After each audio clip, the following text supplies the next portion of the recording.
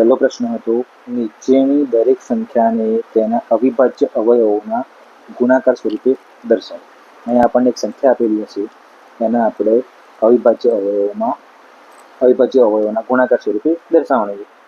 તો 140 બરાબર 14 ગુણ્યા 10. તો આપણે 14ના ભાગ કરીશું. જેટલે સુધી ભાગ કરતા હોય એટલા ભાગ કરવાના. જેમ કે 14ના ભાગ કરીએ તો કેટલા થશે? 7 ગુણ્યા 2. પછી ગુણાકારના ગુણાકાર. એ જ રીતના 10ના આપણે અવયવ પાડીશું તો 5 ગુણ્યા 2. તો અહીંયા 2 કેટલી વાર આવ્યા? 1 અને 2 વાર. તો 2ની કેટલી ઘાત થશે? 2ની 2 ઘાત.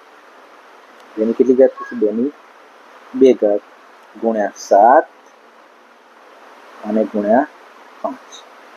આ થઈ ગયા અવિભાજ્ય અવયવો 140ના. એ જ રીતના આપણે 156ના અવિભાજ્ય અવયવોના ગુણાકાર સ્વરૂપે 156ને આપણે દર્શાવીશું. તો 156 બરાબર શું થશે? 156ના 78 ગુણ્યા 2. 78 ગુણ્યા 2 એટલે 156. તો 2ના ભાગ પડશે નહીં, 78ના પડશે. 78ના કેટલા થશે? 39. 78ના થશે 39 ગુણ્યા 2. આ ગુણાકારનો ગુણાકાર 2નો 2. 39ના ભાગ તો 13 તરી 39. 39ના ભાગ કેટલા પડશે? તો 13 ગુણ્યા 3. પછી ગુણ્યા 2 અને ગુણ્યા 2 તો 27. અહીંયા જોઈએ તો ઘાત સ્વરૂપે લખીશું તો 13 ગુણ્યા 3 ગુણ્યા 2ની કેટલી ઘાત થશે? 2ની 2. આ થાય 156ના. એ જ પ્રમાણે 38 25ના ભાગ કરીશું આપણે. તો 38 25ના આપણે એકમનો અંક કયો છે? 5. તો આને 5 વડે ભાગ ચલાવીએ તો 38 25ના 5 વડે ભાગ ચલાવીશું તો મળશે આપણને 765 ગુણ્યા 5 કરીએ તો આપણને 38 25 મળશે. પછી અહીંયા 5ના ભાગ નહીં પડે. 5 એ અવિભાજ્ય છે, બરાબર? 765ના ભાગ પડશે. અહીંયા એકમનો અંક 5 હતો તો આના પણ 5 વડે ભાગ પડશે. તો એ થશે 153 ગુણ્યા 5. 153 ગુણ્યા 5 કરીશું એટલે આપણને મળશે 765. અને આ 5 તો હતા જ. હવે 153ના ભાગ કરીશું. 153 150 વત્તા 3 150ના 50, 3 51. 51 ગુણ્યા 3 ગુણ્યા અહીંયા જોઈએ તો 5 કેટલી વાર? 2 વાર. 5 ગુણ્યા 5 એટલે 5ની 2 ઘાત થશે. 51ના ભાગ કરીશું તો 17 તરી 17 ગુણ્યા 3. પછી આ 3 તો હતા જ એટલે ગુણ્યા 3 અને 5ની 2 ઘાત. તો 17ના ભાગ પડશે ને 17ના 17. અહીંયા 3ની 2 ઘાત થશે. અહીંયા 5ની 2 ઘાત થશે. આ થયા 38 25ના અવિભાજ્ય અવયવો. એ જ પ્રમાણે આપણે 5005ના અવયવો પાડીશું. તો 5005 એટલે 1000 ગુણ્યા 5. 1001 ગુણ્યા 5 એટલે 5005 થશે. હવે 1001ના ભાગ આપણે યાદ રાખી લઈશું. 7, 11 અને 13. 1001ના કેટલા થશે? 7 ગુણ્યા 11 ગુણ્યા 13 આપણે યાદ રાખી લેવાના, બરાબર? અને 5 તો હતા જ. આ થયા 5005ના અવિભાજ્ય અવયવો. આગળ જોઈએ તો 74 29. એના પણ આપણે યાદ રાખી લેવાના છે. 74 29 બરાબર 17 ગુણ્યા 19 ગુણ્યા 23 થશે. હવે આપણે બીજો દાખલો જોઈશું. નીચે આપેલ પૂર્ણાંકોની જોડીના ગુસા અને લસા શોધો. અહીંયા જોડીના ગુસા અને લસા આપણે શોધવાના છે. અને ગુસા ગુણ્યા લસા બરાબર એ બે સંખ્યા, એટલે કે બંને સંખ્યા આપણને આપેલી હોય જેના ગુસા અને લસા શોધવાના, એ બંનેના ગુણાકાર બરાબર થાય. એટલે કે લસા અને ગુસાનો ગુણાકાર એ આપેલ બે સંખ્યાઓના ગુણાકાર બરાબર થાય એવું આપણે અહીંયા ચકાસવાનું છે. તો સૌ પ્રથમ તો આપણે આપેલ સંખ્યાઓનો લસા અને ગુસા શોધીશું. લસા અને ગુસા અવયવીકરણની રીતે શોધવા માટે પહેલા બંનેના અવયવો પાડીશું. તો 26ના અવયવો થશે 26 બરાબર 13 ગુણ્યા 2. 91ના થશે અવયવ 13 ગુણ્યા 7. 13 સાતું 91. હવે આપણે ગુસા શોધીએ. ગુસા 26 91 બરાબર. હવે ગુસા શોધવાનો હોય ત્યારે અહીંયા પહેલું શું કરવાનું, આ બંને જે અવયવ પાડે આપણે એમાંથી કોમન શું દેખાય છે, તો કોમન દેખાય છે 13. તો જે કોમન હોય એમાંથી નાની ઘાત લેવાની. એટલે અહીંયા 13ની એક ઘાત, 26માં 13ની એક ઘાત અને 91માં પણ 13ની એક ઘાત, એટલે ગુસા કેટલો થશે 13 થશે. ગુસામાં જે સામાન્ય હોય કોમન હોય એમાંથી નાની ઘાત લેવાની. એ જ પ્રમાણે લસામાં લસા 24 91, લસામાં કોમન હોય એમાંથી મોટી ઘાત એટલે કે 13 તો આવશે જ, અને જે કોમન ના હોય બધું જ એટલે 2 આવશે અને 7 પણ આવશે. એટલે ગુણાકારમાં 2 પણ આવશે અને 7 પણ આવશે. આ થયો લસા. અહીંયા આપણે ગુણાકાર નહીં કરીએ, એટલે કે 13 ગુણ્યા 2 ગુણ્યા 7 આપણે નહીં કરીએ, કારણ કે આપણે અહીંયા ચકાસવાનું જ છે કે લસા અને ગુસાનો ગુણાકાર કેટલો થાય, એ બે સંખ્યાના ગુણાકાર જેટલો થાય એ આપણે ચકાસવાનું. તો ચલો આપણે ચકાસીએ. તો ગુસા 26 91 ગુણ્યા લસા 24 91 બરાબર. ગુસા કેટલો હતો 13, એટલે ગુસા બરાબર લઈશું આપણે 13, અને ગુણાકારમાં લસા કેટલો હતો 13 ગુણ્યા 2 ગુણ્યા 7. આ હતો આપણો લસા.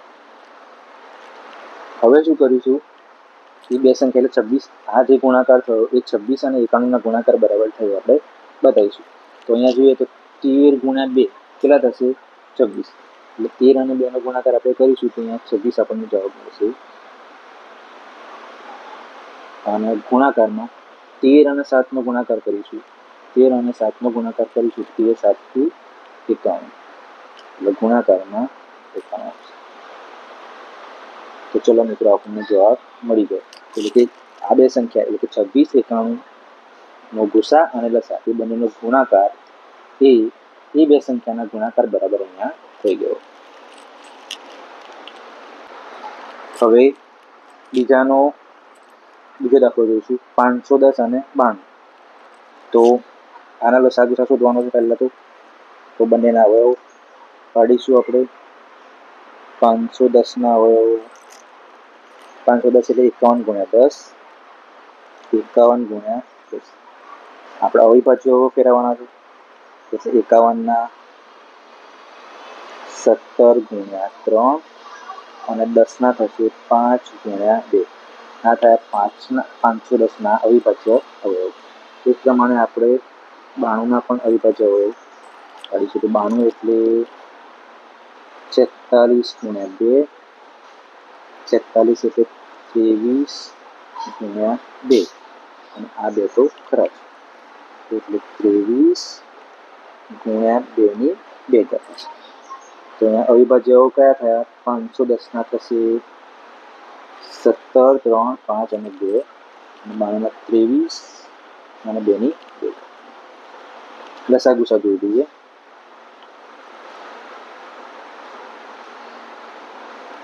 તો પહેલા ગુસા 510 અને 92. તો બંનેમાં કોમન શું, અવયવમાં કોમન શું દેખાય છે આપણને 2. અહીંયા કોમન દેખાય છે 2. અહીંયા પણ 2 510ના અવયવમાં અને 92ના અવયવ પણ 2 આપણને કોમન દેખાય. ગુસામાં શું કરવાનું, જે કોમન હોય તેમાંથી નાની ઘાત લેવાની. એટલે 2ની 2 ઘાત નાની કે 2ની 1 ઘાત, તો 2ની 1 ઘાત નાની, એટલે જવાબ શું આવશે અહીંયા 2ની 1 ઘાત. 2ની 1 ઘાત એટલે કે 2. એ આપણો ગુસા થશે. તે જ પ્રમાણે લસા 510 અને 92 બરાબર. હવે લસામાં શું કરવાનું, જે કોમન હોય એમાંથી મોટી ઘાત લેવાની. એટલે મોટી ઘાત કઈ આવશે? 2 ની 2 ઘાત. અને બાકીનું બધું જ જે કોમન ના હોય બધું, એટલે કે 17, 3, 5, 17 ગુણ્યા 3 ગુણ્યા 5 અને આ ગુણાકારમાં 23 પણ આવશે, ગુણ્યા 23.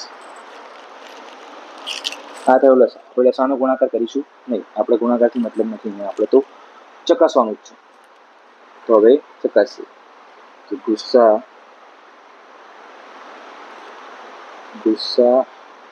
510 ગુણ્યા લસા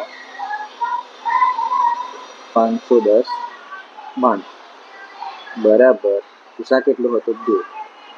ગુણાકારમાં લસા કેટલો હતો? 2 ની 2 ઘાત ગુણ્યા 17 ગુણ્યા 3 ગુણ્યા 5 ગુણ્યા 23. અહીંયા જોઈએ તો આ 17 તરી 51 અને આ 5 ગુણ્યા 2 10. એટલે આપણે એને લખીશું અહીંયા 17 તરી 51 લખીશું અને 2 ગુણ્યા 5 એટલે ગુણ્યા 10 લખીશું. બાકી શું રહ્યું? આ 2 ની 2 ઘાત એટલે 4 અને બાકી રહ્યા 23, એટલે અહીંયા લખીશું 23. હવે 51 ગુણ્યા 10, 51 ગુણ્યા 10 કેટલા થશે? 510 અને ગુણાકારમાં 4 ગુણ્યા 23 કેટલા થશે? તો 92. 23 ચોક 92. તો જોવા મિત્રો અહીંયા 510 અને 92નો ગુસ્સા અને લસા એ 510 ગુણ્યા 92 બરાબર થઈ જાય છે. હવે બીજાનો ત્રીજું જોઈશું, એટલે કે 336 અને 54.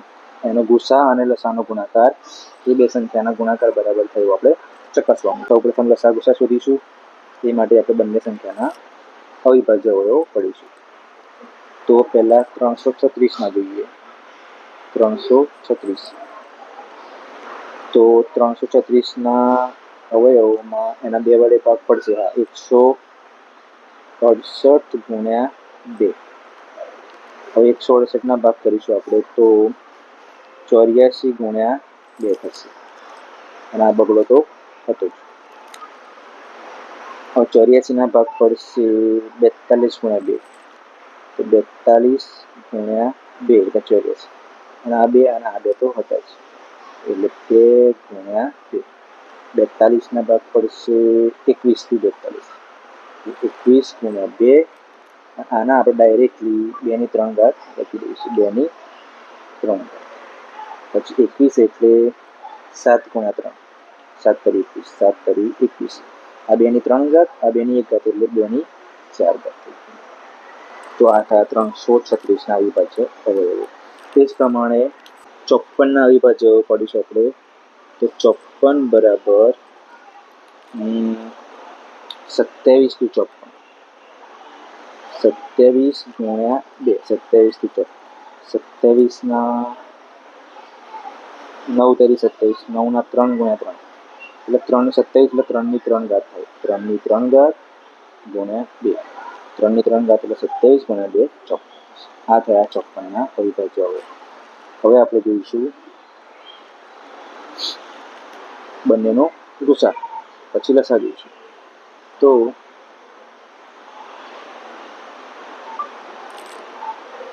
ગુસા 336 અને 54 બરાબર. તો બંનેમાં આપણે અહીંયા અવિભાજ્ય અવયવો જ જોવાના છે. અહીંયા તો બંનેમાં કોમન શું દેખાય આપણને? તો 3 અને 2 આ અવયવ આપણને કોમન દેખાય. તો 3ની વાત કરીએ તો ગુસામાં શું કરવાનું? નાની ઘાત જોવાની. 3 જે કોમન હતા એમાંથી નાની ઘાત કઈ? 3. અને ગુણાકારમાં બીજું કોમન શું હતું? 2. 2 ની 4 ઘાત અને 2 ની 1 ઘાત. તો એમાં નાની ઘાત કઈ? 1 ઘાત એટલે 2 ની 1 ઘાત 2. એટલે ગુસા કેટલો થશે? 3 ગુણ્યા 2 6. તે જ પ્રમાણે લસા જોઈએ આપણે. તો લસા 336 અને 54 બરાબર. હવે લસામાં શું કરવાનું? જે કોમન હોય એમાંથી મોટી ઘાત. તો પેલા 3 કોમન હતા એમાંથી મોટી ઘાત કઈ થાય? 3 ની 3 ઘાત. 3 ની 3 ઘાત ગુણ્યા 2 કોમન હતા એમાંથી મોટી ઘાત કઈ? 2 ની 4 ઘાત. એટલે ગુણ્યા 2 ની 4 ઘાત. અને બાકીનું બધું બાકી શું રહ્યું? 7. અહીંયા આવશે 7. આનો આપણે ગુણાકાર કરીશું નહીં. હવે આપણે ચકાસવાનું છે કે ભાઈ એનો ગુસા અને લસા એ બે સંખ્યાના ગુણાકાર બરાબર થશે. તો ગુસા 336 અને 54 ગુણ્યા લસા 336 અને 54 બરાબર ગુસા કેટલો હતો? 6 અને લસા કેટલો હતો? 3 ની 3 ઘાત ગુણ્યા 2 ની 4 ઘાત ગુણ્યા 7.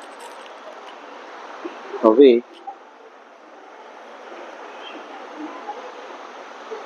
અહીંયા જોઈશું તો 7 ગુણ્યા 3 7 ગુણ્યા 3 ગુણ્યા 2 ની 4 ઘાત. આ 6 ને આપણે 3 ગુણ્યા 2 સ્વરૂપે લખી શકીએ. એટલે 6 બરાબર લખીશું 3 ગુણ્યા 2. અહીંયા 3 ની 3 ઘાત એટલે 27. આ 2 ની 4 ઘાત રાખીએ. 2 ની 4 ઘાત એટલે 2 દુ 4 દુ 8 16. 2 ની 4 ઘાત 16 થશે અને અહીંયા 7. તો મિત્રો અહીંયા 7 3 21. 21 ગુણ્યા 16 કેટલા થશે? 336 થશે. 21 ગુણ્યા 16 નો જવાબ આવશે 336. એટલે 3 7 અને 16 નો ગુણાકાર થશે 336. બાકી શું રહ્યું? તો બાકી રહ્યા 27 અને 2. તો 27 ગુણ્યા 2 કેટલા થશે? 54. તો 336 અને 54 નો ગુસા અને લસાનો ગુણાકાર એ બે સંખ્યાના ગુણાકાર બરાબર થાય એવું આપણે અહીંયા ચકાસી લીધું. એ જ પ્રમાણે ત્રીજો દાખલો જોઈશું આપણે. નીચે આપેલ પૂર્ણાંકોના અવિભાજ્ય અવયવની રીતે ગુસા અને લસા શોધો. તો અહીંયા 3 સંખ્યાઓ આપેલી છે. 3 સંખ્યાઓના આપણે લસા અને ગુસા શોધવાના છે. તો ત્રીજાનો પહેલો જોઈશું. તો એના માટે આપણે 12, 15 અને 21ના અવયવ પડીશું. તો 12ના અવયવ 12 બરાબર 3 ચોક 12. 3 ગુણ્યા 4. 4 એટલે 2 ની 2 ઘાત. એ જ પ્રમાણે 15ના અવયવ થશે 3 ગુણ્યા 5. એ રીતના 21. 21 બરાબર થશે 3 ગુણ્યા 7. તો 12ના અવયવ થશે 3 ગુણ્યા 2 ની 2 ઘાત. 15ના અવયવ થશે 3 ગુણ્યા 5 અને 21ના અવયવ થશે 3 ગુણ્યા 7. હવે ગુસામાં શું હોય? તો ગુસા 12, 15 અને 21 બરાબર. ગુસામાં શું કરવાનું? જે કોમન હોય એમાંથી નાની ઘાત લેવાની. અહીંયા કોમન શું દેખાય છે આપણને? 3. તો એ 3માંથી નાની ઘાત 3 એની એક જ ઘાત છે એટલે ગુસા થશે 3. અને લસા તો લસા 12, 15, 21 બરાબર જે કોમન હોય એમાંથી મોટી ઘાત લેવાની. અહીંયા 3ની સરખી જ ઘાત છે એટલે 3 અને જે કોમન ના હોય બધું એટલે 2 ની 2 ઘાત આવશે, 5 આવશે અને 7 પણ આવશે. 2 ની 2 ઘાત ગુણ્યા 5 ગુણ્યા 7. આ બધા એનો ગુણાકાર કરીશું તો 3 ગુણ્યા 2 ની 2 ઘાત એટલે 4. 3 ગુણ્યા 4. 5 અને 7નો ગુણાકાર થશે 35. 3 અને 4નો ગુણાકાર 12 ગુણ્યા 35. 35 ગુણ્યા 12 એટલે 35 ગુણ્યા 10 350 અને 70 એટલે 420. 420. એ જ પ્રમાણે બીજો દાખલો જોઈએ તો 17, 23 અને 29નો આપણે લસા અને ગુસા શોધવાનો છે. તો ત્રણેયના અવયવ પાડીશું આપણે. તો 17 બરાબર 17 ગુણ્યા 1, કેમ કે 17 એ અવિભાજ્ય સંખ્યા છે. એ જ પ્રમાણે 23 અને 29 પણ અવિભાજ્ય સંખ્યા છે. તો 23 બરાબર 23 ગુણ્યા 1 અને 29 બરાબર 29 ગુણ્યા 1. મિત્રો એ વસ્તુ યાદ રાખવાની કે જ્યારે અવિભાજ્ય સંખ્યાઓ હોય ત્યારે અવિભાજ્ય સંખ્યાઓનો ગુસા હંમેશા એક જ થાય, અને અવિભાજ્ય સંખ્યાઓનો લસા કેટલો થશે, તો એ જે સંખ્યા હોય એ એમના ગુણાકાર બરાબર થશે. એટલે કે અહીંયા ગુસા કેટલો થશે,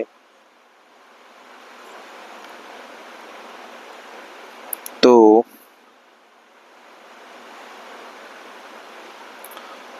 અહીંયા ગુસા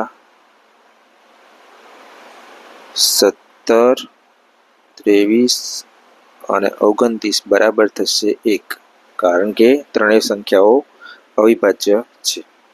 અને લસા કેટલો થશે, તો લસા 17, 23, 29 બરાબર અવિભાજ્ય સંખ્યા હોવાથી આનો લસા એ ત્રણેયના ગુણાકાર એટલે કે 17 ગુણ્યા 23 ગુણ્યા 29 બરાબર થશે. હવે આપણે 17, 23 અને 29નો ગુણાકાર કરીશું. તો એ આવશે 17 ગુણ્યા 23 ગુણ્યા 29 બરાબર થશે 11,339. હવે આપણે જોઈશું ત્રીજો દાખલો. તો સૌપ્રથમ તો આના આપણે અવયવ પાડીશું. તો 8ના અવયવ થશે 2/3, 9ના અવયવ થશે 3/2 અને 25ના અવયવ થશે 5/2. તો અહીંયા ગુસા જોઈએ તો ગુસા 8, 9 અને 25 આ ત્રણેય સંખ્યાઓમાં કશું જ કોમન નથી, એટલે ગુસા કેટલો થશે, 1 થશે. કશું જ કોમન ના હોય એટલે ગુસા 1 થાય. અને લસા કશું જ કોમન ના હોય એટલે લસા આપેલ સંખ્યાઓના ગુણાકાર બરાબર થાય. એટલે કે લસા 8, 9, 25 બરાબર શું થશે, 8 ગુણ્યા 9 ગુણ્યા 25 થશે. તો આ ત્રણ સંખ્યાઓનો ગુણાકાર થશે 1800. એટલે આપેલ સંખ્યાનો ગુસા 1 થશે અને લસા 1800 થશે. દાખલા નંબર 4 જોઈશું. જો ગુસા 306 અને 657 બરાબર 9 આપેલ હોય તો લસા 306 અને 657 આપણે શોધવાનું છે. તો મિત્રો આપણને એક સૂત્ર ખબર છે, કોઈ પણ બે સંખ્યાઓ a અને b હોય તો એ બે સંખ્યાનો ગુસા ab થાય અને લસા કેટલો થશે, લસા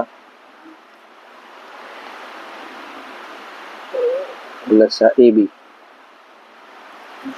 એટલે આ a અને b બે સંખ્યાઓનો ગુસા અને લસાનો ગુણાકાર એ બે સંખ્યાઓ એટલે કે a અને b ના ગુણાકાર બરાબર થાય. એટલે ગુસા ab ગુણ્યા લસા ab બરાબર a ગુણ્યા b થશે. અહીંયા a અને b ની જગ્યાએ 306 અને 657 આપણને આપેલા છે. તો માટે ગુસા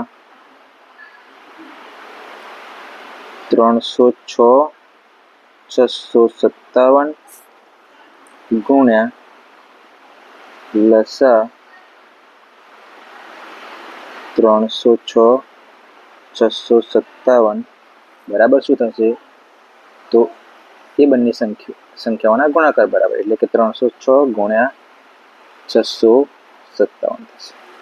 અહીંયા આપણને ગુસા આપેલો છે, ગુસા કેટલો 9, એટલે 306 અને 657 નો ગુસા 9 આપેલો છે, એટલે આપણે એની જગ્યાએ લખીશું 9 અને ગુણાકારમાં લખીશું લસા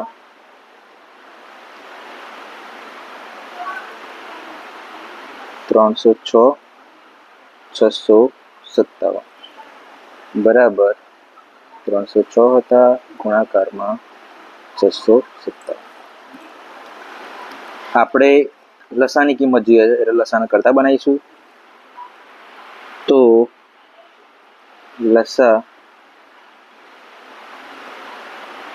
306 657 બરાબર શું થશે? તો જે 9 હતો એ ગુણાકારમાં હતો, બરાબરની આ બાજુ જઈને શું થશે? એ ભાગાકારમાં જશે, એટલે જશે છેદમાં જશે 9. અંશમાં શું હતું? 306 ગુણ્યા 657. હવે આપણે 306 ભાગ્યા 9 કરીશું. તો 306 ભાગ્યા 9 થશે 34. 306 ભાગ્યા 9 એની કિંમત મળશે આપણને 34 અને ગુણાકારમાં જોઈશું તો 657 અને આ બંનેનો ગુણાકાર કરીશું તો આ બંનેનો ગુણાકાર આપણને મળશે 22,338. આ થશે આપણો જવાબ. એટલે કે લસા 306 અને 657 બરાબર 22,338 થશે. હવે પાંચમો દાખલો જોઈશું. કોઈક પ્રાકૃતિક સંખ્યા n માટે 6 ની n ઘાત એટલે કે 6n નો અંતિમ અંક શૂન્ય થાય કે નહીં તે ચકાસવાનું છે. તો મિત્રો અહીંયા આપણે એ વસ્તુ યાદ રાખીશું કે કોઈ પણ સંખ્યાનો અંતિમ અંક શૂન્ય હોવા માટે તે સંખ્યા 10ની ગુણક હોવી જોઈએ. એટલે કોઈ પણ સંખ્યા આપણે લઈ લઈએ, જેમ કે 250, આનો અંતિમ અંક 0 આપેલો છે બરાબર. તો આ સંખ્યાના અવયવ પાડીશું તો 25 ગુણ્યા 10 થશે. એ જ રીતના આપણે લઈએ 120, તો આ થશે 12 ગુણ્યા 10. એ જ રીતના આપણે લઈશું 50, તો અહીંયા 5 ગુણ્યા 10. એનો મતલબ કે અંતિમ અંક એટલે કે એકમનો અંક શૂન્ય હોવા માટેની કન્ડિશન શું? તો કે એ 10નો ગુણક હોવું જોઈએ. કોઈ પણ સંખ્યાનો અંતિમ અંક એટલે કે એકમનો અંક શૂન્ય હોવા માટે એ સંખ્યા 10ની ગુણક હોવી જોઈએ. એટલે કે એના એક અવયવ તરીકે 10 હોવું જોઈએ. અવયવ શું હોવો જોઈએ? 10 હોવો જોઈએ. અને 10 એટલે કે 5 ગુણ્યા 2. એટલે કોઈ પણ સંખ્યાનો અંતિમ અંક શૂન્ય હોવા માટે તે સંખ્યાનો એક અવયવ 5 ગુણ્યા 2 હોવો જોઈએ. તો આપણે જવાબમાં લખીશું અહીંયા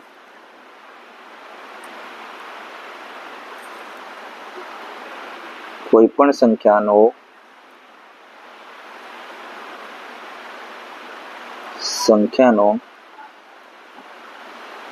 અંતિમ અંક શૂન્ય એટલે કે 0 હોવા માટે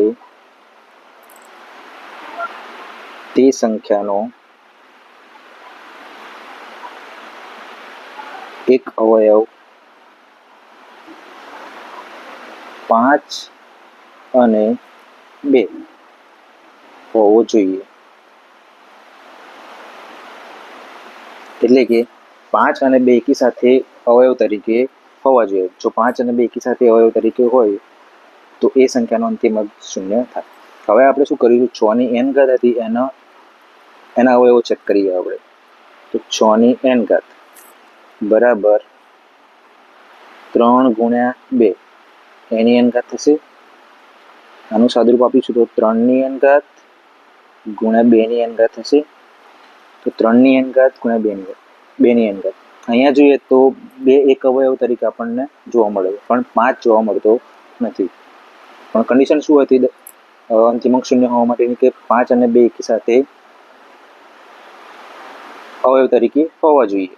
પણ અહીંયા આપણને 2 એકલો અવયવ તરીકે જોવા મળે છે, 5 જોવા મળતો નથી.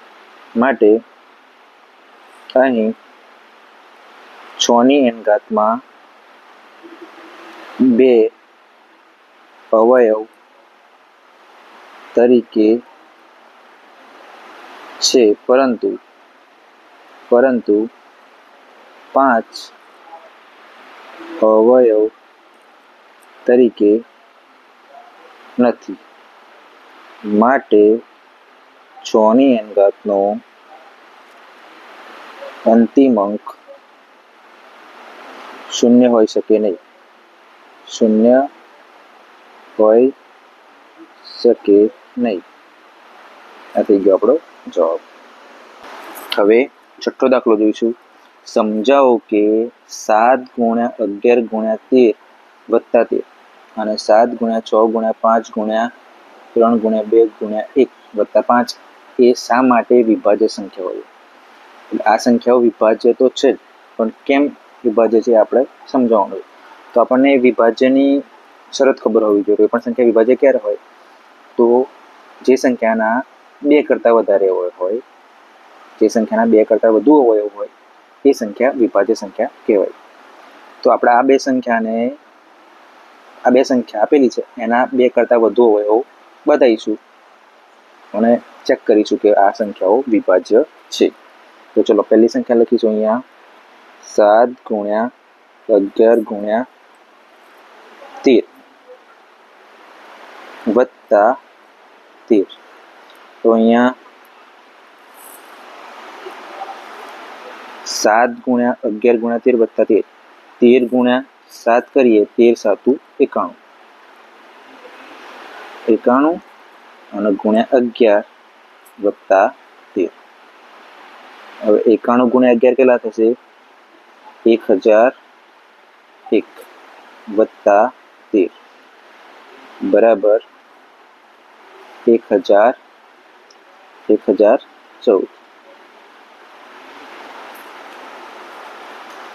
તો 1014 આપણને 7 × 11 × 13 વત્તા 13 બરાબર 1014 મળે. આના આપણે અવયવ પાડીશું તો 1014 અડધા 507. 507 × 2. તો અહીંયા 507 × 2. તો આના ગુણાકારમાં 1 આપણે લઈ લઈએ તો અહીંયા 2 કરતાં વધુ અવયવ થઈ ગયા. અહીંયા 507ના અવયવ પાડવાની જરૂર નથી.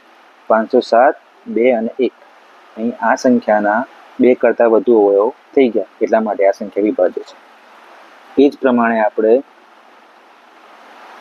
અહીંયા તમારે લખવું હોય તો લખી શકાય કે આપેલ સંખ્યાના 2 થી વધુ અવયવ હોવાથી તે વિભાજ્ય છે.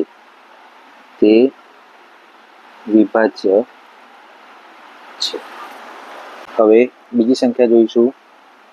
7 × 6 × 5 × 4 × 3 × 2 × 1 વત્તા 5. અહીંયા 7નો ગુણાકાર 6 જોડે કરીશું તો 7 × 42. 5નો ગુણાકાર 2 જોડે કરીશું તો 10. 4નો ગુણાકાર 3 જોડે એટલે 12. 12 × 1 એટલે 12 અને વત્તા 5. હવે 42નો ગુણાકાર આપણે 12 જોડે કરીશું તો 42 × 12 થશે 504. એના ગુણાકારમાં 10 હતા અને વત્તા 5. 504નો ગુણાકાર 10 જોડે કરીશું તો 5040 વત્તા 5. 5040 વત્તા 5 એટલે 5045. તો આના પણ આપણે અવયવ પાડીશું તો 5045 એટલે એકમનો 5 વડે ભાગ ચાલશે એટલે 1009. 1009 × 5 9 × 1009 × 5 અને આના ગુણાકારમાં આપણે 1 લખી દઈએ એટલે શું થશે? 2 કરતાં વધુ અવયવ અહીંયા થઈ જશે. તો સેમ આગળની સંખ્યાની જેમ આપેલ સંખ્યાના 2 થી વધુ અવયવ હોવાથી તે વિભાજ્ય સંખ્યા છે. માટે આપેલ સંખ્યાના 2 કરતાં વધુ અવયવ હોવાથી તે વિભાજ્ય સંખ્યા છે.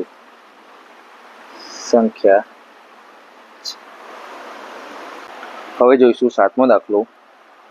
એક રમતના મેદાનમાં વર્તુળાકાર માર્ગ છે. સોનિયાને તેનું એક પરિભ્રમણ પૂર્ણ કરતા 18 મિનિટ લાગે છે. તો સોનિયાને કેટલી મિનિટ લાગે છે? સોનિયાને 18 મિનિટ.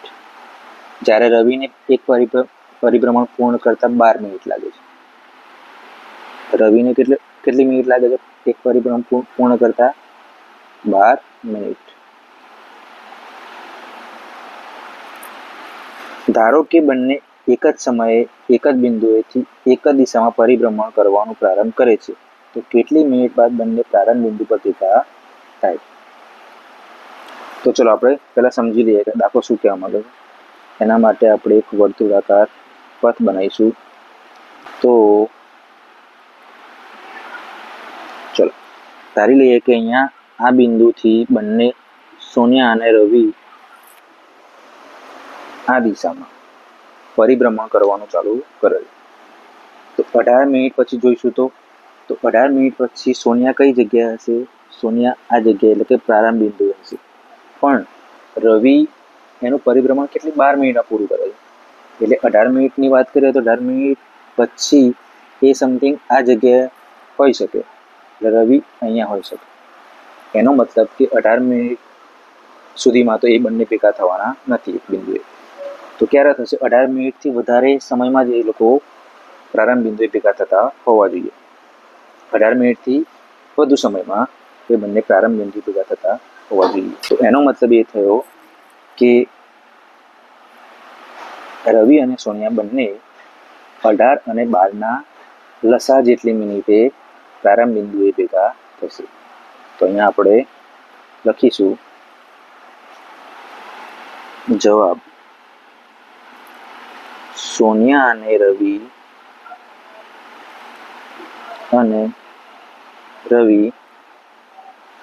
પ્રારંભ બિંદુએ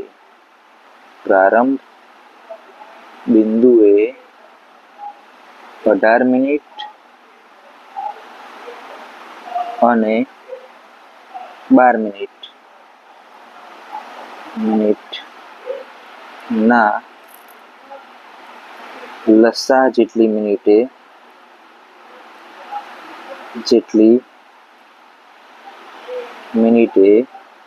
પ્રારંભ બિંદુએ ભેગા થાય. તો હવે આપણે લસા શોધીશું. તો 18 અને 12નો આપણે લસા શોધવાનો. તો એના માટે આપણે 18 અને 12ના અવયવો પાડીશું. તો 18 બરાબર 9 દુ 18. 9 એટલે 3 ની 2 ઘાત ગુણ્યા 2. આ થયા 18ના અવયવ.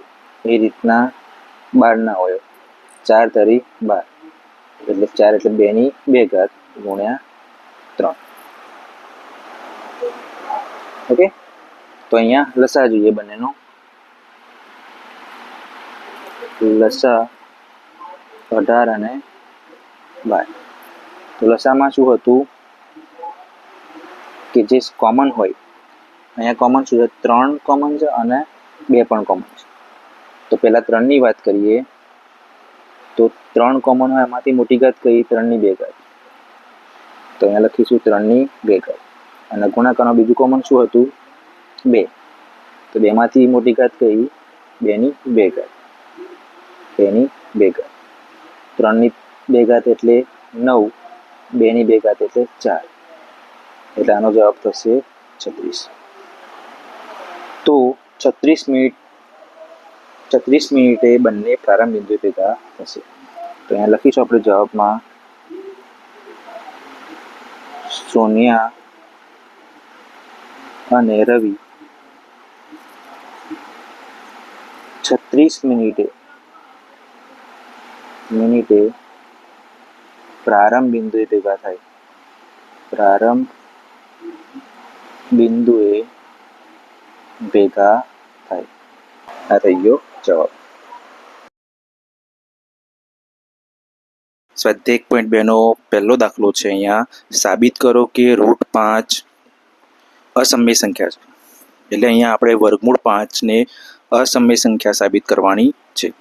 તો મિત્રો વર્ગમૂળ 5 ને અસમય સંખ્યા સાબિત કરવા માટે આપણે એને પહેલા સમય સંખ્યા ધારીશું. એટલે કે આપણે લખીશું અહીંયા ધારો કે વર્ગમૂળ 5 સમય છે. બરાબર. અને આપણને ખ્યાલ છે કે સમય સંખ્યાનું સ્વરૂપ કેવું હોય? સમય સંખ્યા p/q સ્વરૂપની હોય. બરાબર. અને p અને q કેવા હોવા જોઈએ? pq અવિભાજ્ય હોવા જોઈએ. અવિભાજ્ય સંખ્યાઓ હોવી જોઈએ. એટલે સમય સંખ્યા હોય તો એનું સ્વરૂપ p/q હોય. pq કેવા હોય? અવિભાજ્ય. એટલે p અને q નો ગુસા કેવો થાય? 1 થાય. કેમ કે અવિભાજ્ય સંખ્યાઓનો ગુસા 1 થશે. અહીંયા આપણે p/q ની જગ્યાએ a/b લઈશું. એટલે કે માટે √5 બરાબર એટલે કે વર્ગમૂળ 5 બરાબર a/b લઈશું. અહીંયા a/b કેવા થશે? અવિભાજ્ય થશે. એટલે બંનેનો ગુસા a અને b નો ગુસા એટલે કે ગુસા ab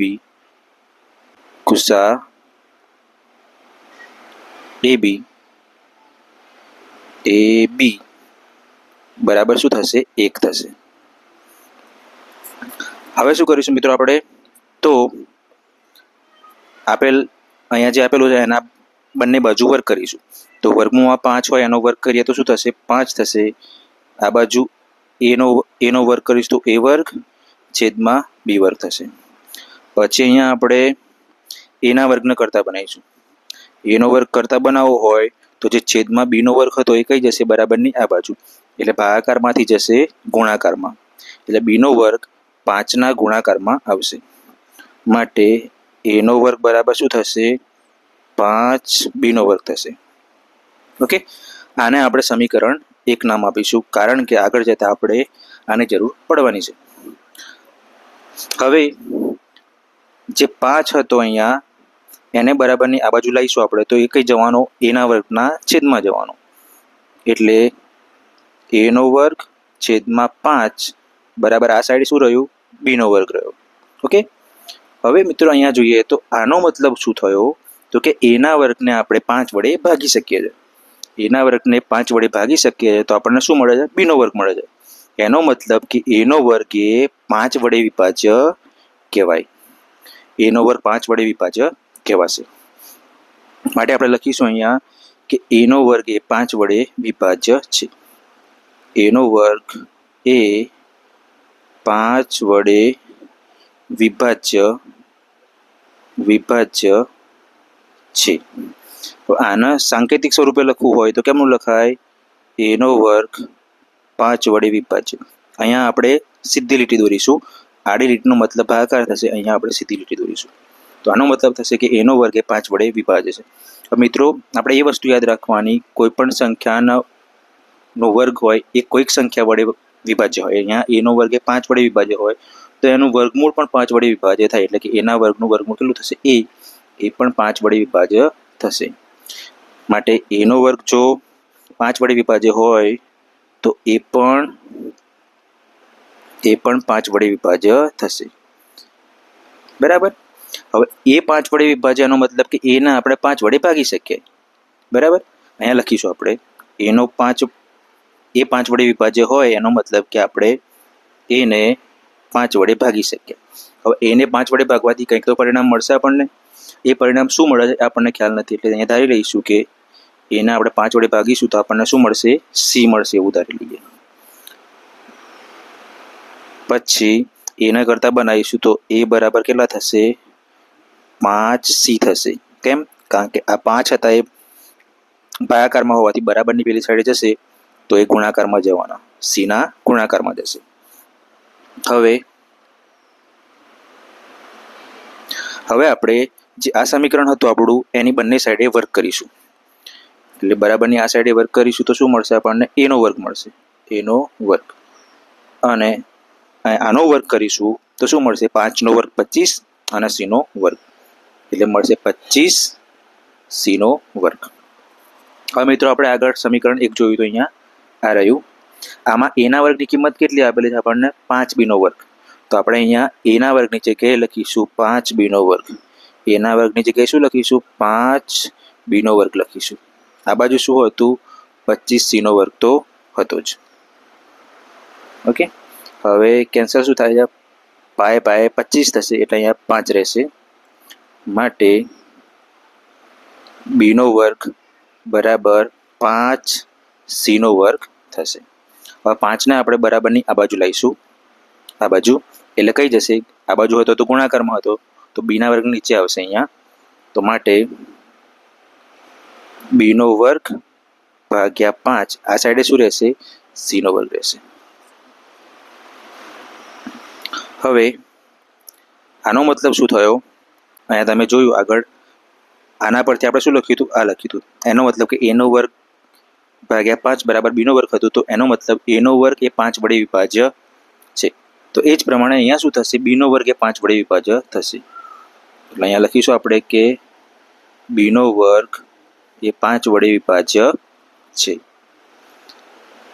હવે આગળની જેમ જ b નો વર્ગ જો 5 વડે વિભાજ્ય હોય તો b પણ 5 વડે વિભાજ્ય થવાનું કે નહીં? તો b પણ 5 વડે વિભાજ્ય થશે. તો આપણે અહીંયા બે પરિણામ મળ્યા.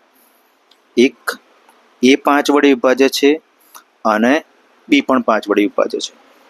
તો મિત્રો કોઈ પણ બે સંખ્યા કોઈ કોમન સંખ્યા વડે વિભાજ્ય હોય તો એ શું હોય? એ બે સંખ્યાનો ગુસા થાય. અહીંયા a અને b બંને 5 વડે વિભાજ્ય છે, બરાબર? એટલે a અને b નો ગુસા કેટલો થવાનો? 5 થવાનો. તો લખીશું અહીંયા આપણે અહીં a 5 વડે વિભાજ્ય છે અને b પણ 5 વડે વિભાજ્ય છે. અહીં a 5 વડે વિભાજ્ય અને b 5 વડે વિભાજ્ય હોવાથી ગુસા ab, a અને b નો ગુસા કેટલો થશે? ગુસા ab બરાબર કેટલો થાય? 5 થાય. હવે મિત્રો તમે જુઓ, જ્યારે આપણે √5 ને સમય સંખ્યા ધારીથી આ બાજુ જોઈશું, √5 ને સમય સંખ્યા ધારીથી ત્યારે ગુસા કેટલો મળ્યો? તો 1 મળ્યો હતો. પણ ખરેખરમાં એનો ગુસા કેટલો છે? 5 છે, બરાબર? સમય સંખ્યા ધારીએ છે તો ગુસા 1 થાય છે, પણ ખરેખર એનો ગુસા કેટલો? 5 મળે છે. એનો મતલબ કે જે આપણે ધાર્યું હતું એ સાચું નથી. આપણે શું ધાર્યું હતું? સમય સંખ્યા ધાર્યું હતું. √5 ને સમય સંખ્યા ધાર્યું હતું. એનો મતલબ આપણે જે ધાર્યું હતું એ ખોટું છે, એટલે સમય સંખ્યા નથી. સમય સંખ્યા ના હોય તો કઈ હોય? √5 એ અસમય સંખ્યા હોય. માટે આ લખીશું, માટે આપણી ધારણા ખોટી છે. અહીંયા લખીશું આપણી ધારણા ખોટી છે. ખોટી ધારણા હતી એનો મતલબ શું થયું? કે √5 એ સમય નથી પણ કેવી છે? અસમય છે. માટે √5 એ અસમય છે. આ સાબિત થઈ ગયું. હવે આપણે બીજો દાખલો જોઈશું. સાબિત કરો કે 3 + 2 √5 અસમય સંખ્યા છે, બરાબર? અહીંયા આપણે શું કરવાનું? જે વર્ગમૂળમાં જે સંખ્યા હોય એને જ આપણે અસમય સાબિત કરવાની રહેશે. બાકીનું તો ગુણાકાર ભાગાકારમાં સાબિત થઈ જશે. તો અહીંયા આપણે ખાલી √5 ને અસમય સંખ્યા સાબિત કરવાની છે. તો √5 ને અસમય સંખ્યા કઈ રીતના સાબિત કરવાની આપણે આગળના દાખલામાં જોયું. જે આ પ્રમાણે હતું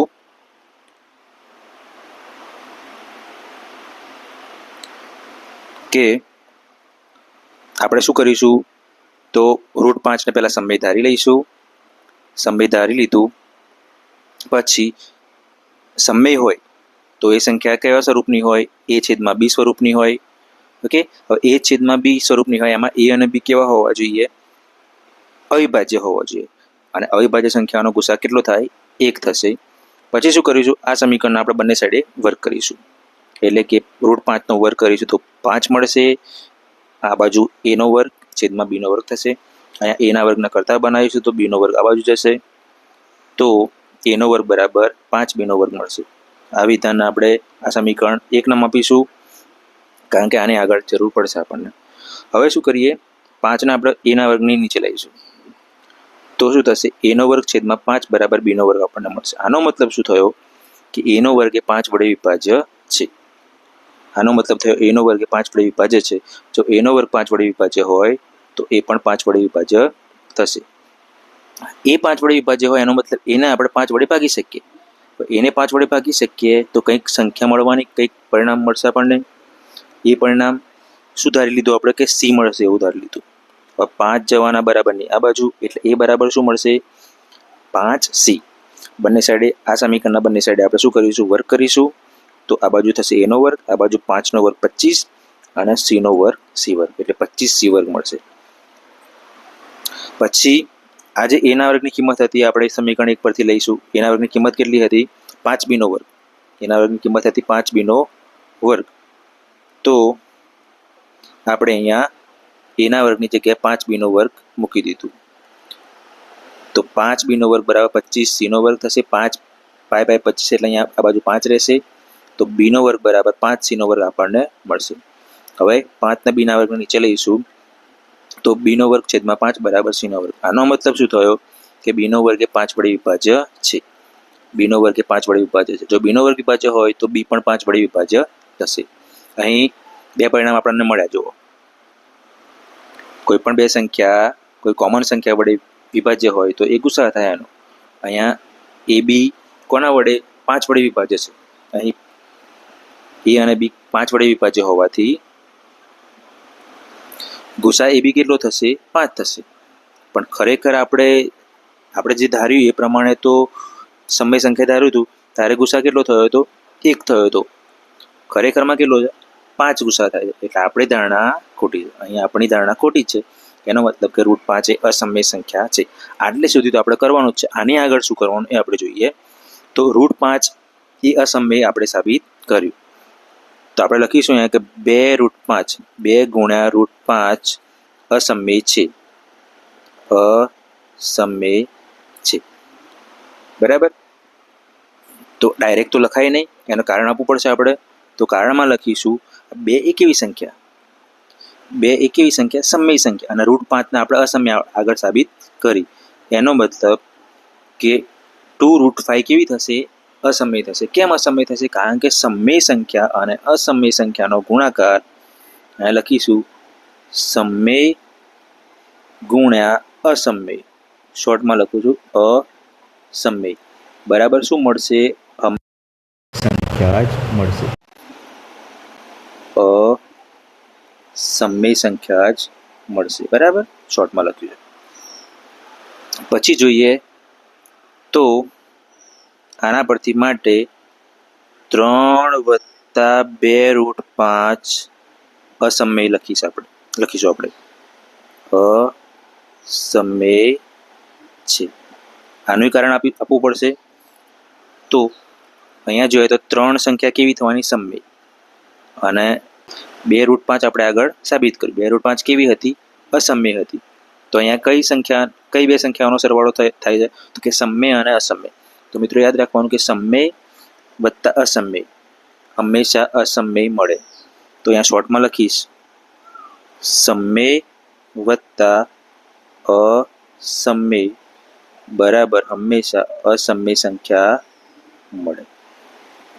એટલા માટે 3 + √5 એ અસમય સંખ્યા થશે. એ જ પ્રમાણે અહીંયા ત્રીજો દાખલો જોઈશું. નીચે દર્શાવેલ સંખ્યા અસમય છે તેમ સાબિત કરવાનું છે. તો અહીંયા સંખ્યા કઈ હતી, 1/√2. તો આપણે અહીંયા √2 આપણે અસમય સાબિત કરીશું. તો ચલો, તો પહેલું શું કરવાનું, જે સંખ્યા જેને આપણે અસમય સાબિત કરવી છે એને સમય ધારવાની. એટલે લખીશું ધારો કે √2 સમય છે. હવે સમય હોય તો એનું સ્વરૂપ કેવું થાય, આગળના દાખલાની જેમ જ આપણે પ્રક્રિયા કરવાની છે. પણ ત્યાં 5 હતો એટલે કે વર્ગમૂળ 5 હતો, અહીંયા વર્ગમૂળ 2 છે. તો ધારો કે √2 સમમેય સંખ્યા છે, આપણે ધારી લીધું √2 ને સમમેય સંખ્યા ધાર્યું. તો √2 સમમેય હોય તો એનું સ્વરૂપ કેવું થાય? √2 બરાબર વર્ગમૂળ 2 બરાબર a/b થશે. અને અહીંયા લખીશું ગુસા AB બરાબર કેટલા થશે? 1 થશે. હવે વર્ગ કરીશું બંને બાજુ.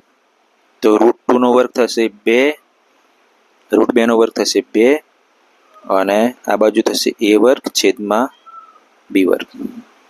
હવે a વર્ગને કરતા બનાવીશું તો આ જે b નો વર્ગ હતો એ 2 જોડે ગુણાકારમાં આવશે. તો a નો વર્ગ બરાબર 2b નો વર્ગ થશે. આના આપણે સમીકરણ 1 નામ આપીશું. તો હવે 2 ને લાવીશું a ના વર્ગ નીચે, તો a નો વર્ગ છેદમાં 2 બરાબર b નો વર્ગ આપણને મળશે. હવે આનો મતલબ શું થયો? આગળના દાખલાનો જેમ આનો મતલબ થયો કે a ના વર્ગને આપણે 2 વડે ભાગી શકીએ છીએ. ત્યાં લખીશું a નો વર્ગ 2 વડે વિભાજ્ય છે. તો a નો વર્ગ 2 વડે વિભાજ્ય હોય તો એ પણ 2 વડે વિભાજ્ય થાય. તો એ 2 વડે વિભાજ્ય હોવાનો મતલબ શું થયો? કે એને આપણે 2 વડે ભાગી શકીએ. તો એને 2 વડે ભાગી શકીએ તો કંઈક પરિણામ મળશે, એ આપણને ખ્યાલ નથી એટલે લખી લઈશું, અહીંયા ધારી લઈશું કે એ C હશે, એવું ધારી લીધું. હવે એને કરતા બનાવીશું, અહીંયાથી એને કરતા બનાવીશું તો 2 કઈ જશે? C જોડે જશે, બરાબર. C ના ગુણાકારમાં આવશે 2. તો માટે a બરાબર 2C થશે. હવે વર્ગ કરીએ બંને બાજુ, તો a નો વર્ગ બરાબર 2 નો વર્ગ, અહીંયા 2 નો વર્ગ 4 થશે, અને C નો વર્ગ થશે C વર્ગ, એટલે 2 નો વર્ગ 4 C વર્ગ થશે. a ના વર્ગની કિંમત તો આપણે અહીંયા જુઓ, સમીકરણ 1 માં કેટલી મળી હતી આપણને? 2b નો વર્ગ, એટલે a ના વર્ગની જગ્યાએ લખીશું 2b નો વર્ગ. માટે a ના વર્ગની જગ્યાએ લખીશું 2b નો વર્ગ બરાબર 4c નો વર્ગ. અહીંયા 2 × 2 = 4 થશે, એટલે આ બાજુ શું રહ્યું? b નો વર્ગ રહ્યો ખાલી, અને અહીંયા 2c નો વર્ગ રહ્યો. હવે આપણે 2 ને લાવીશું b ના વર્ગ નીચે, તો માટે b નો વર્ગ છેદમાં 2 બરાબર શું મળ્યો આપણને? c નો વર્ગ મળ્યો. આનો મતલબ શું થયો? કે b નો વર્ગ એ 2 વડે વિભાજ્ય છે. ત્યાં લખીશું આપણે b નો વર્ગ 2 વડે વિભાજ્ય છે. જો b નો વર્ગ 2 વડે વિભાજ્ય હોય તો b પણ 2 વડે વિભાજ્ય થવાનું કે નહીં? બરાબર. હવે આ બંને પરિણામ એટલે કે આ બંને પરિણામ પરથી, અહીંયા બીજું કઈ ગયું? આ રહ્યું. આ બંને પરિણામ પરથી આપણે કહી શકીએ કે a અને b નો ગુસા કેટલો થશે? 2 થશે. અહીં a અને b બંને 2 વડે વિભાજ્ય છે. માટે ગુસા ચલો થોડું અહીંયા નીચે લઈ લઈએ. a અને b બંને 2 વડે વિભાજ્ય છે. ઓકે, તો 2 વડે વિભાજ્ય હોય તો એનો મતલબ શું થયો? કે a અને b નો ગુસા કેટલો થાય? 2 થાય. માટે ગુસા ab બરાબર શું થાય? 2 થાય. પણ જ્યારે આપણે સંખ્યાને કે વર્ગમાં 2 હતો એને સમમેય ધાર્યું ત્યારે ગુસા કેટલો મળ્યો? તો 1 મળ્યો હતો. પણ ખરેખરમાં ગુસા કેટલો થાય છે? એનો 2 થાય છે. એટલે આપણે જે ધાર્યું હતું એ ખોટું છે. એનો મતલબ કે √2 એટલે કે વર્ગમૂળ 2 એ સમમેય નથી, પણ કેવી છે? અસમમેય છે. તો અહીંયા લખીશું માટે આપણી ધારણા ખોટી છે. માટે વર્ગમૂળ 2 એ કેવી સંખ્યા થાય? વર્ગમૂળ 2 એ અસમય છે. અસમય છે. વર્ગમૂળ 2 અસમય હોય તો 1 વર્ગમૂળ 2 બરાબર પણ અસમય થાય. એ અસમય છે. સમય છે. એનું કારણ આપણે અહીંયા કૌંસમાં લખીશું. કારણ શું? તો 1 હતો, આ અંશમાં જે 1 છે એ કેવી સંખ્યા કહેવાય? સમય કહેવાય. અને છેદમાં વર્ગમૂળ 2 આપણે કેવી સાબિત કરી? અસમય સાબિત કરી. એટલે અહીંયા સમય અને અસમયનો ભાગાકાર થયો. તો અહીંયા લખીશું કે સમય, ટૂંકમાં આપણે આને જે ડાયરેક્ટ કીધું કે 1/√2 એ અસમય છે, તો એનું કારણ આપણે અહીંયા દર્શાવવું પડશે. તો એનું કારણ લખીશું અહીંયા કે સમય ભાગ્યા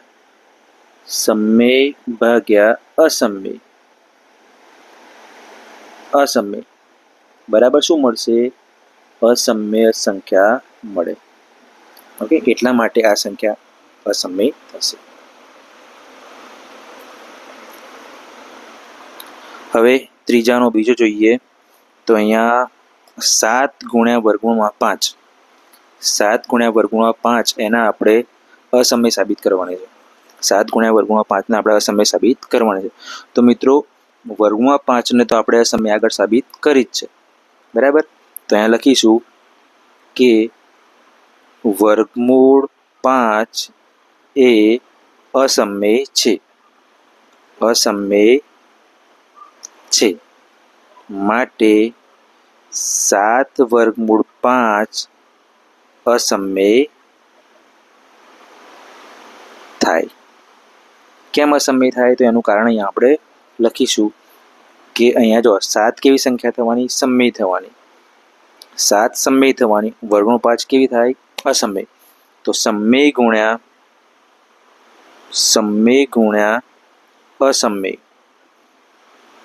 અસમય બરાબર અસમય સંખ્યા મળે, બરાબર. ટૂંકમાં આપણે યાદ શું રાખવાનું છે કે અહીંયા સમય સંખ્યાનો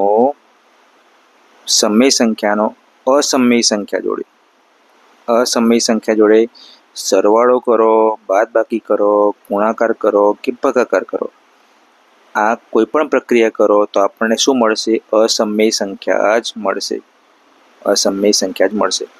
એટલે અહીંયા 7 એ સમય, વર્ગમૂળ 5 એ અસમય. તો અહીંયા બંનેનો ગુણાકાર થયો, સમય અને અસમયનો ગુણાકાર થયો.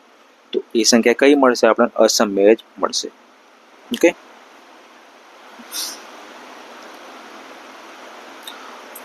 હવે જોઈશું ત્રીજાનો ત્રીજો. તો અહીંયા સેમ આપણે આગળ વર્ગમૂળમાં 2 ના અસમય સાબિત કરી, એટલે અહીંયા લખીશું કે વર્ગમૂળ 2 એ અસમય છે. વર્ગમૂળ 2 અસમય હોય તો એના પરથી 6 + વર્ગમૂળ 2 અસમય થાય. 6 + વર્ગમૂળ 2 અસમય થાય. કેમ? તો આપણે આગળ જોયું કે સમયનો અસમય જોડે સરવાળો કરો, બાદબાકી કરો, ગુણાકાર કરો કે ભાગાકાર કરો, આપણને શું મળશે? અસમય સંખ્યા જ મળશે. અહીંયા આપણે સમયનો અસમય જોડે શું કર્યું? સરવાળો કર્યો છે. ત્યાં લખીશું, કારણ અહીંયા બતાવીશું કે ભાઈ સમય + અસમય બરાબર અસમય થાય. એટલા માટે 6 + વર્ગમૂળ 2 એ અસમય થશે.